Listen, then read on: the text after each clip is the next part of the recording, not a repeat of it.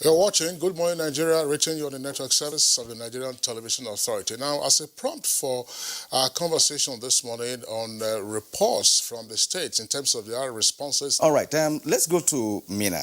That's the capital of Niger State, where we have the secretary to the state government, Ahmed Ibrahim. Ahmed, we were privileged to host your governor last week on this very issue. And of course, you raised some concerns and of course, what the state has been able to do with respect to the fight against the coronavirus. Now you have about 2 cases in Niger State. And of course, I'm sure you're observing a lockdown. Now tell us more about compliance with the lockdown measure and other measures put in place by Niger State to ensure that the cases do not escalate in that state. Of course, you have one of densely populated areas as well, such as Suleja and perhaps other communities. So tell us about the latest development with respect to Niger State measures towards fighting COVID-19.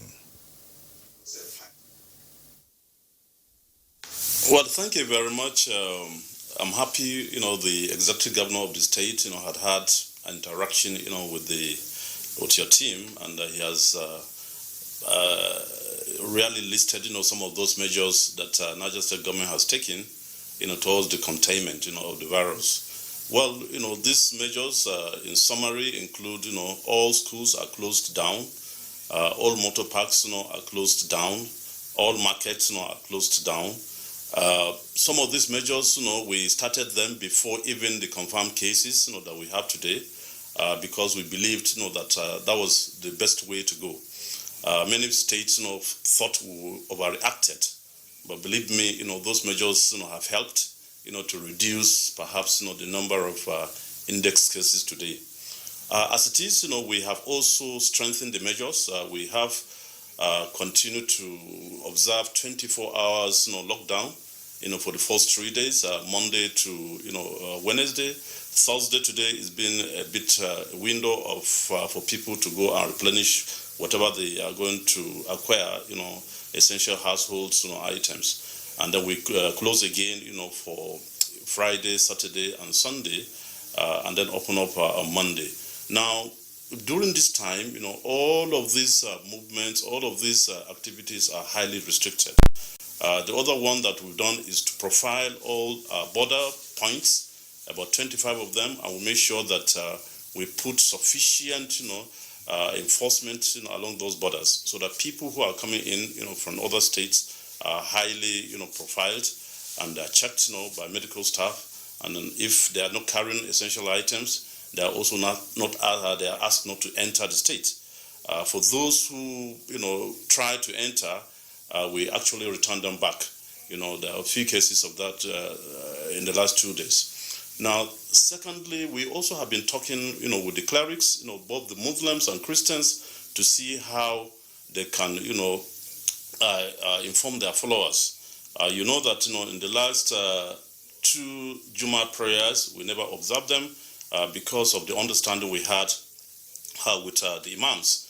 And the same thing, with the Christians on Saturday services, Sunday services. So this, we have gotten high level of compliance, and we are again, increasing our sensitization for self-distancing, and of course, making people understand that self-discipline is important.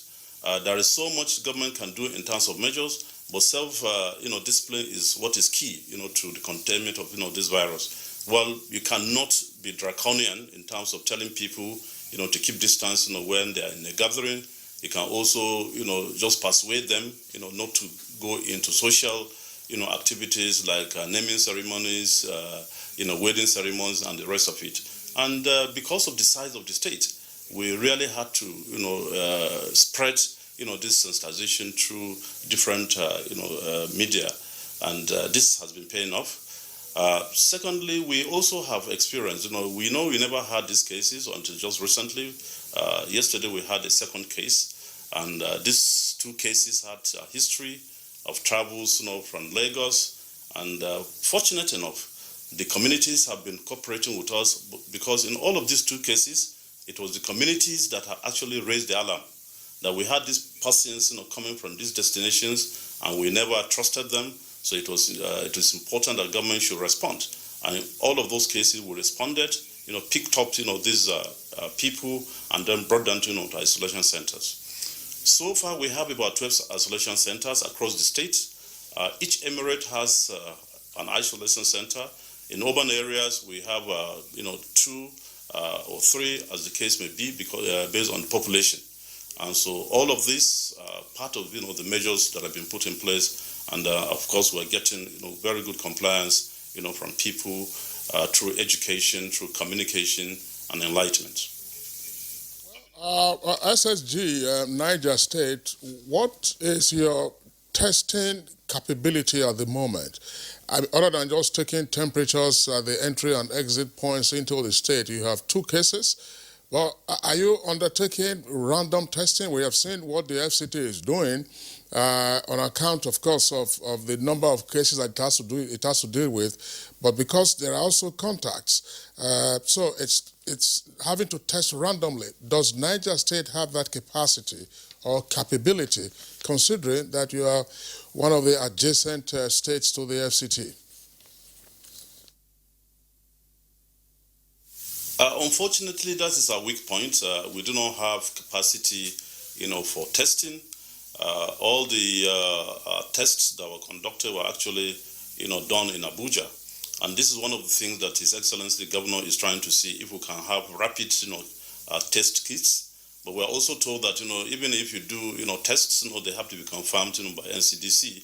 So, but nevertheless, it is important to really test people, because we might assume, these numbers, but like you rightly said, contacts, are high. The first confirmed case that we had to do a contact tracing of about 50 people. These 50 people, we had to quarantine them. We also had to quarantine a whole of the streets where this victim, was involved. And of course, we needed to keep them in isolation for another 2 weeks. But so these are some of the issues. If you do not have capacity for rapid testing, you never know who actually has the virus. And of course, previous contacts now also important. And if you do not have cooperation of those involved, who genuinely give you their travel history, or the communities themselves, throwing up these people to say, oh, we knew this person, just came back and he has shown some symptoms, it is very difficult. And I think this is an area that needs a quick intervention, by federal government. And of course, I'm happy, my colleague, from FCT has said, oh, they are, also established some isolation centers. Suleja, Madala, and of course Zuba are major, areas. 70% to 80% of the people who work in Abuja actually find their destination in part of Niger. So we need, this collaborative, approach in a way that, together we can be able to curtail, the spread. Thank you. I think that is key, that collaborative aspect of that, because Suleja, Madala, Zubara, he mentioned, people who live there work in Abuja, and incidentally, they are parts of Niger State. And now, get back to Mina, where we have Ahmed Ibrahim. Ahmed Ibrahim, tell us more about the level of compliance in your state with respect to the lockdown, and tell us also what the government's plan is in terms of providing palliatives. Once again, thank you very much. As I've indicated earlier on, the level of compliance is very high, especially with the lockdown. We have seen the streets empty. We have seen people staying in their houses. And we have seen that people are getting to understand the implications of this virus. And so they are serving as advocates. However, we have seen, again, area that we need to work on, especially social distancing.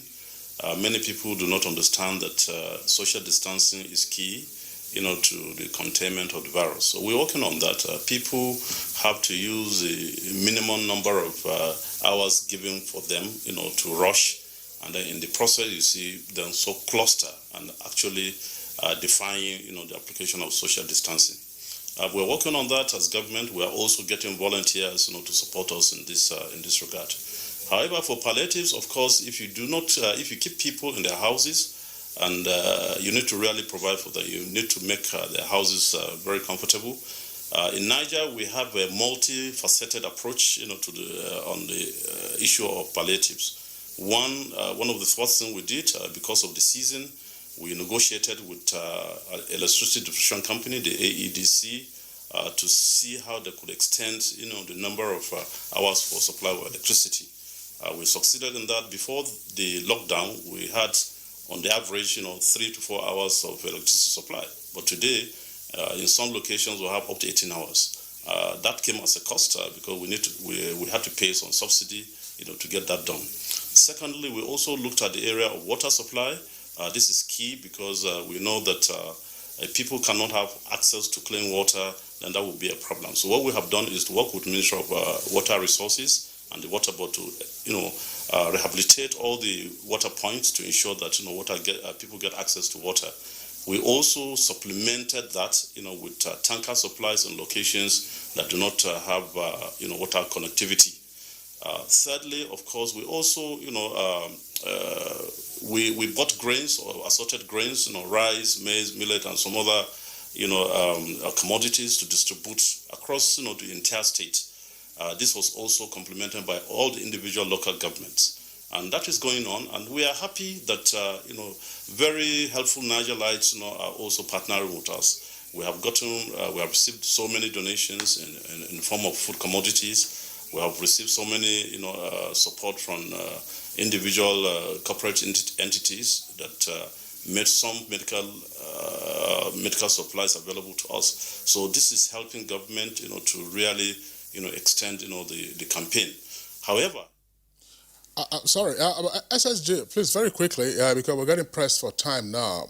You say your entry and exit points have been short, but Niger is a major transit route. So how long are you likely to hold out so that those who want to transit through your state are able to do so with food supplies or whatever? And secondly, and more importantly, is it potentially worrisome that your lockdown isn't synchronized with that of the Federal Capital Territory, which is under a federally mandated lockdown? Well, you know that, you rightly pointed out, we have critical border points like the southwest, the whole entire southwest have entry points into Niger through Jeba. So that area we are trying to see that we actually provide, sufficient compliance level.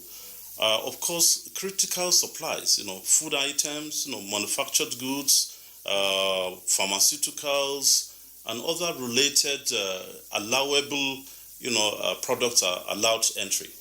However, in the course of entry, we have to check, some medical checks, for those who have eligibility to enter. But for those who do not have no business, traveling at this time, we actually, put them on hold, and of course, in some cases, we turn them back.